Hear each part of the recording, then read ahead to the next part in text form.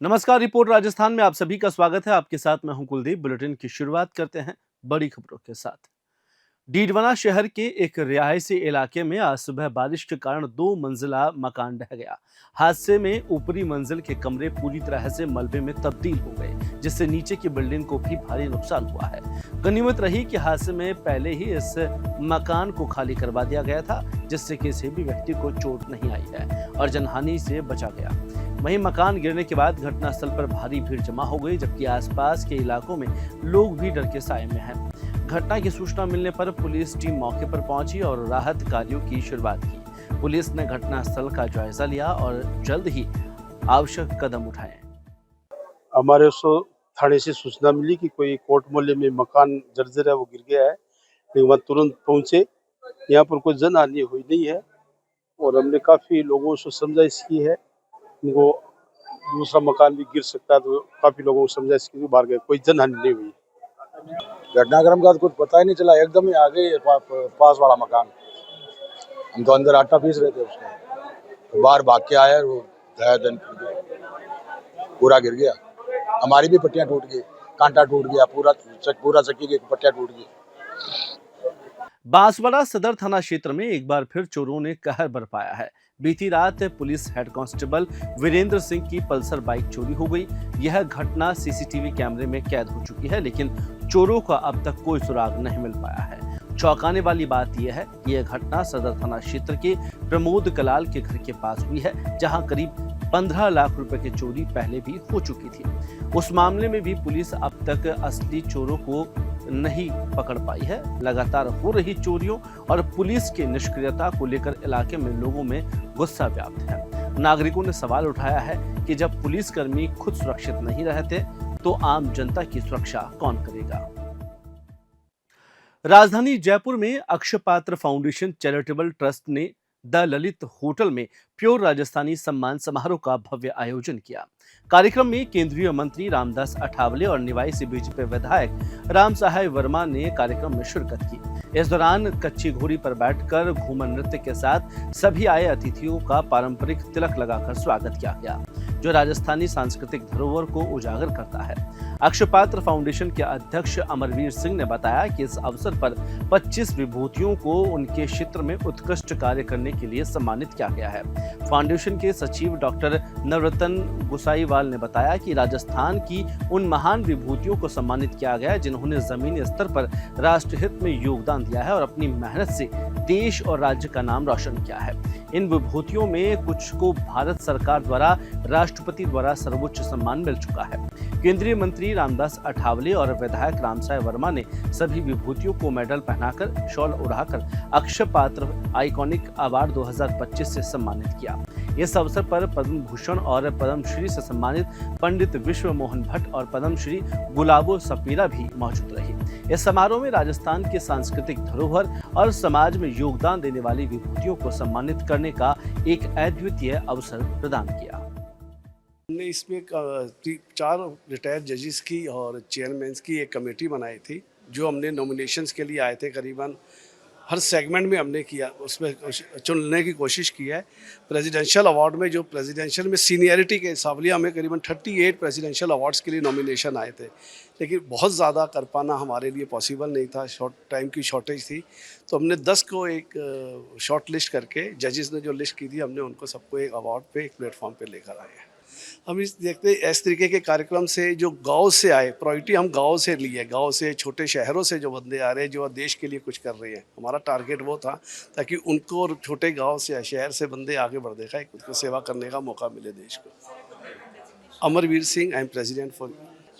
आज काफ़ी कुछ अलग था। ये जो भी हमारी सोसाइटी में जो भी लोगों ने लोगों के लिए जो भी कुछ किया हुआ है, लाइक एम्प्लॉयमेंट्स दिए या सोशल सर्विसेज किए या मेडिकल टर्म हो या फिर जॉब अवेयरनेस की बात हो, जो भी चीज़ों में लोगों ने लोगों के लिए कुछ ना कुछ किया हुआ है, ये पूरा अवार्ड सेरेमनी फंक्शन उनके लिए ये एक नॉमिनेटेड फंक्शन बोल सकते हैं। नॉमिनेशंस को अवॉर्डीज़ को अवॉर्डीज़ को एक अक्षय पात्र अवार्ड इवेंट जो है उसमें जूरी मेंबर्स थ्रू ये सिलेक्टेड मेंबर्स को अवॉर्डेड दिया गया है। Yes, I am Kishan Shah and I am from KR Chemical Industries. We are a consulting company and I am a construction chemical consultant. नमस्कार, मैं विश्वमोहन भट्ट और आज यहाँ पर अक्षय पात्र ये जो अवार्ड की इन्होंने जो सेरेमनी की है उसमें भाग लेकर मुझे बहुत ही खुशी हुई कि मुझे सम्मानित किया गया और भी बहुत हस्तियों को यहाँ पर सम्मानित किया गया। अक्षय पात्र के बारे में कौन नहीं जानता, वो जो कार्य कर रहे हैं शायद ही किसी संस्था ने इतनी बड़े लेवल पर इतनी सब लोगों को सहायता पहुँचाई। बहुत कुछ इनका योगदान है हमारी सोसाइटी को, तो मैं बहुत बधाई देता हूँ, धन्यवाद देता हूँ। नमस्कार। आबू रोड शहर में एक निराश्रित गाय ने एक राह चलती महिला पर हमला कर दिया। गाय ने अचानक महिला पर हमला बोल दिया, जिससे महिला डर कर गिर गई।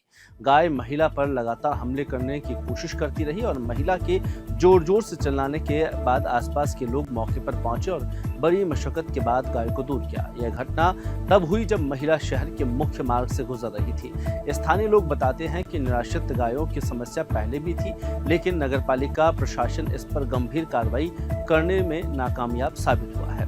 आबू रोड नगरपालिका प्रशासन के कार्यशैली पर शहरवासियों में रोष बढ़ता जा रहा है, क्योंकि इससे पहले भी इस तरह की घटनाएं हो चुकी है।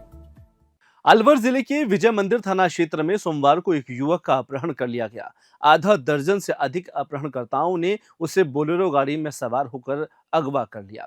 परिजनों ने तुरंत थाने में शिकायत दर्ज कराई, लेकिन 20 घंटे बाद भी पुलिस को अब इसका कोई सुराग नहीं मिल पाया है। आरोपियों ने युवक के परिवार से 3.5 लाख रुपए की फिरौती की मांग की है। लगातार धमकी भरे फोन किए जा रहे हैं। साथ ही आरोपियों ने युवक के साथ मारपीट की और उसे प्रताड़ित किया, जिससे नग्न वीडियो भी परिजनों को भेजे गए हैं। पुलिस ने इस गंभीर मामले को लेकर तुरंत कार्रवाई शुरू की है। एक विशेष टीम भी गठित की है जो युवक की तलाश में जुटी है। क्या नाम है आपका? मेरा नाम शेर सिंह है। शेर सिंह जी, क्या हुआ बच्चे को? क्या कल 4:30 बजे के आसपास में कस्बा ढहरा और बाला ढहरा के बीच में कुछ किडनैपर आए और वो मेरे बच्चे को उठा ले गए। कहाँ से आ रहा था वो अपने ढहरा स्टैंड से घर जा रहा था, बाला ढहरा। तो उसके बाद कोई फोन आया? क्या आया? फोन हर 10 मिनट में फोन आ रहे हैं। 3.5 लाख रुपए का फिरौती मांग रहे हैं। कुछ जैसे भी हमसे 5,000 10,000 जैसे भी हमसे बन पा रहे हम वो सब पैसे डाल रहे हैं और बच्चे को टॉर्चर कर रहे हैं। बच्चे के मार पीट कर रहे हैं। उसका नंगा करके उसका छाती के पे गला पे पैर रख रखा है और बच्चे को वीडियो कॉल कर रहे हैं आप? हाँ, वीडियो कॉल भी कर रहे हैं। तो आपको जो बात हुई सारी, उसके बाद पुलिस क्या कर रही है? पुलिस में हमने दिए कंप्लेंट, लेकिन पुलिस ये कह रही है कि हम कर रहे हैं। बाकी अभी तक कोई सूचना नहीं है, कोई सुराग नहीं है। 24 घंटे होने को आ रहे हैं। 24 घंटे होने को आ रहे हैं। अलवर शहर में हाल ही में हुए आपराधिक वारदात के बाद पुलिस ने त्वरित कार्रवाई करते हुए आरोपियों को गिरफ्तार कर लिया है। पुलिस ने पूछताछ के दौरान आरोपियों से घटनास्थल की नक्शा तस्दीक करवाई, जिसमें आरोपियों ने मौके पर जाकर अपराध की पूरी कहानी सच बताई। यह कदम पुलिस की सख्त कार्यशैली और सटीक अनुसंधान को दर्शाता है।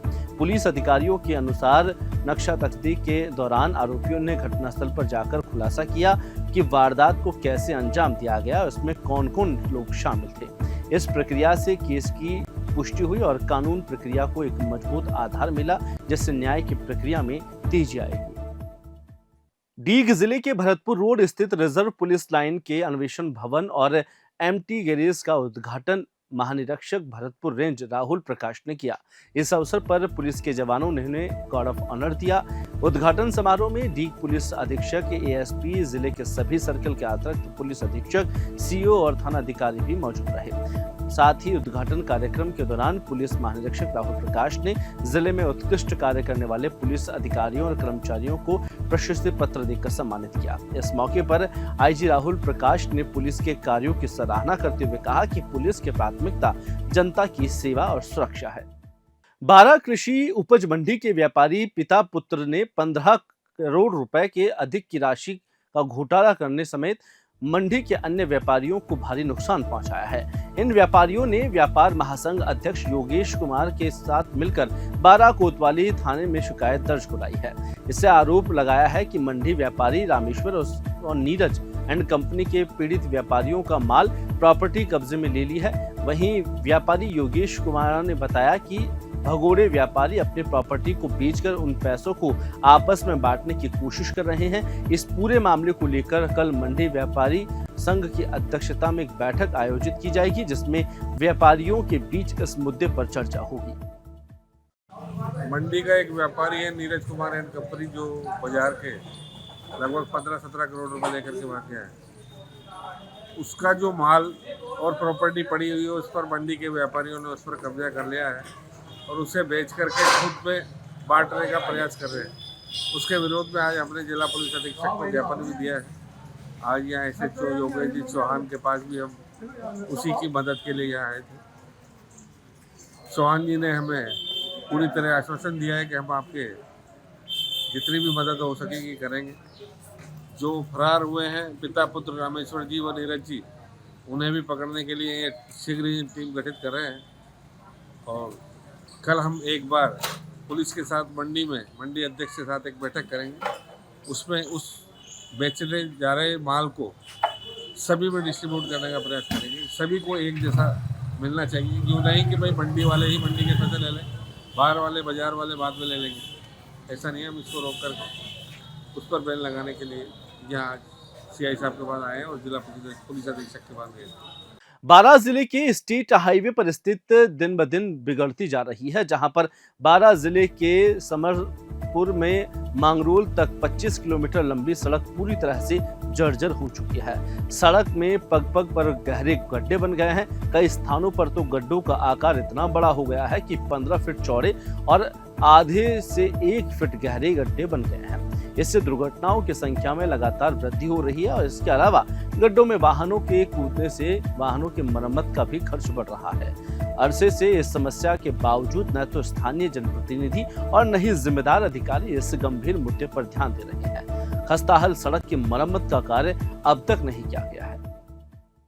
सवाई माधोपुर के बौली स्थित श्री गुप्तेश्वर महादेव गुफा मंदिर परिसर में एक बार फिर पैंथर का मूवमेंट देखा गया।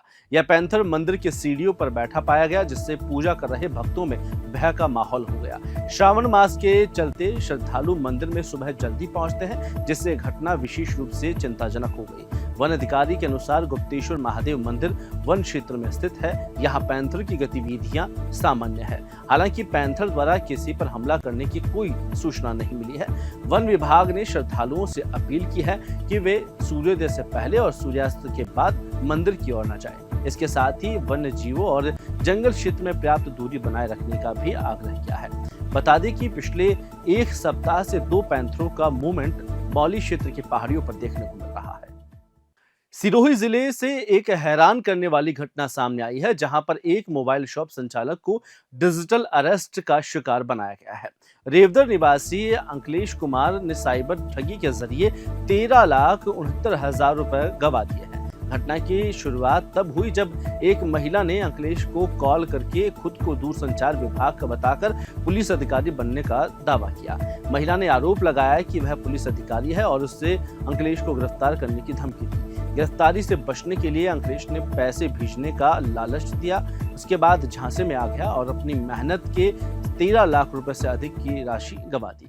भरतपुर जिले के रुदावल कस्बे में एक बार फिर चोरों ने वारदात को अंजाम दिया। एक बार फिर चोरों ने बस स्टैंड के पास स्थित रामा बंसल की दुकान को निशाना बनाते हुए दुकान की दीवार तोड़कर चोरी की वारदात को अंजाम दिया। चोर इन्वर्टर, DVR, नकदी और अन्य सामान लेकर फरार हो गए। यह कोई पहली घटना नहीं है। इससे पहले भी 2 बार इसी दुकान पर चोरी हो चुकी है, लेकिन पुलिस आज तक इन घटनाओं का खुलासा नहीं कर पाई है।